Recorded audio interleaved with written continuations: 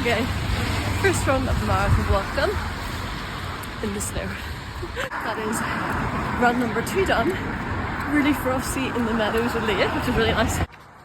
So that's the first long run of the block done. So it's 12 kilometers progressive. It got really fast towards the end and really hard. So today's run is a 1 kilometer repeat session. I'm on my second long run of the marathon training block. I'm doing 14 kilometers along the river on a very nice evening. I took the weekend off because I had the flu, and I just did an easy 6k to get back into it. This is the worst run ever. I'm doing 16 kilometers or 10 miles in a storm. I've had to hop lots of logs. I'm running through lots of puddles. Oh God! Just completed today's intervals. It was 8 kilometers in total. Today's run is a 10k long run on the trails, but which means I have to climb over stuff like this. Today's run is an easy 9 kilometers out of Manchester. I forgot to film my last run, which was just a 5k park run on Saturday. So I've just finished this morning's run. It was 400 meter intervals 8 times between 4 and 4:20 minute kilometers pace, so very fast. I'm knackered. I'm on today's long run, and it's an 18 kilometer run, 10k easy pace, 8k target pace, and I'm along the canals. So I'm on my long run today. It's 20 kilometers. I also forgot to record my run yesterday, which was a speedy park run where I got my park run PB. So yeah, I feel it today though. Today's run is an easy 10 kilometer recovery run. Just finished today's run, and it was a 1.5 kilometer warm up and cool down with a fast 5k in the wind, in the rain, and I was trying to keep my hair dry. Today's long run is a 22 kilometer run on the towpath in a storm.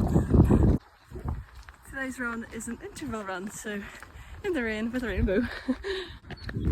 Today's run is an easy 8 kilometer run. Today's run is 11 kilometers, including park run with Becky. Today's run is an easy 11 kilometers. Today's run is a 3-2-1 style of intervals with a warm up and a cool down as well. Today's long run is 24 kilometers from Helens Bay to Belfast. Today's run is an easy 11 kilometers. Today's run is a 27 kilometer long run, and I'm running to Cumber and back. Today's run is some intervals, 9 kilometers in total, and I'm going to go do it along the river. Today's run is the Fatty Stay 10k! Today's long run is my second longest long run of the entire plan, and it's 30 kilometers.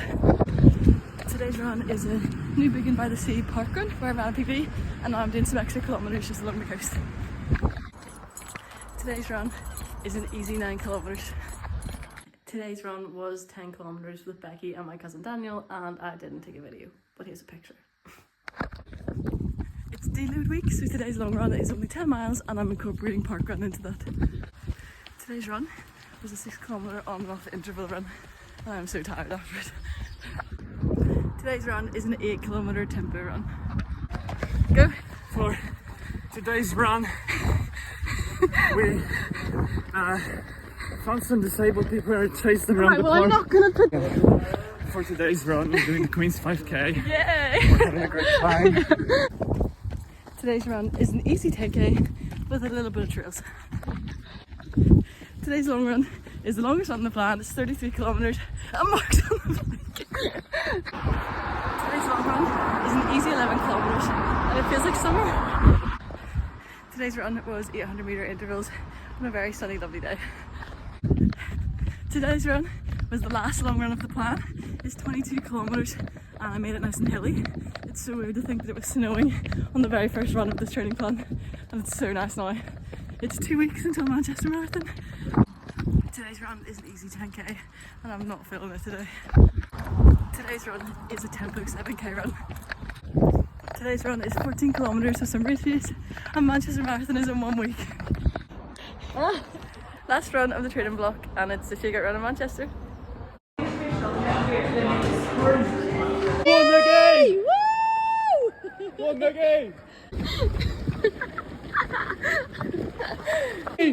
Woo! Come on, Nick! You're looking good. You're doing brilliant. Today's run is the Manchester Marathon.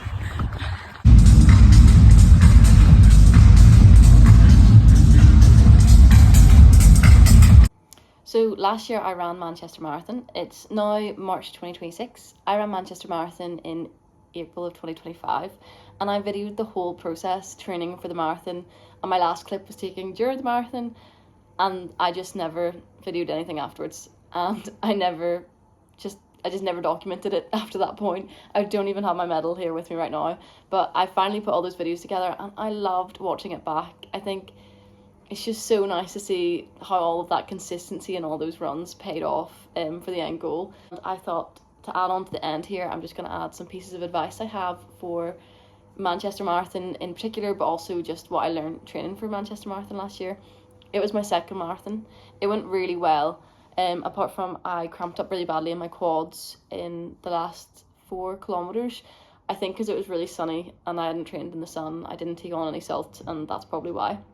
My first piece of advice for anyone training for a marathon would be to document it in any way, because it's so nice to look back on and see how all of those training runs led to the end product. So even if that's on Strava, if it's private, if you don't want to share it with anyone, or if you video it in the kind of the way I did, it's just so nice to be able to look back on that and see all your hard work. So even if the day doesn't go as you hoped, you know, you still have all that proof and all that evidence of all the hard work you put in, and you should be really proud of that regardless how the race day goes. My second piece of advice would be to find your why, because that really helps, obviously.